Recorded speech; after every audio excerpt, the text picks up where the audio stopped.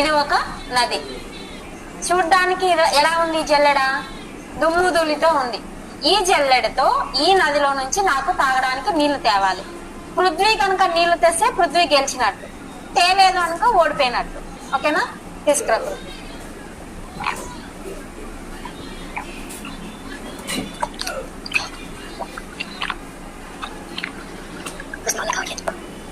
నేనేమంటాను? పృథ్వీ ఓడిపోలేదు, పృథ్వీ గెలిచినాడు. ఏమి? మొదట ఈ జల్లెడ ఎలా ఉన్నది? దుమ్ము ధూళితో ఉన్నది. ఈ నదిలోకి పదే పదే నీళ్లు తగలడం వల్ల ఏమైపోయింది? ఇది క్లీన్ అయిపోయింది.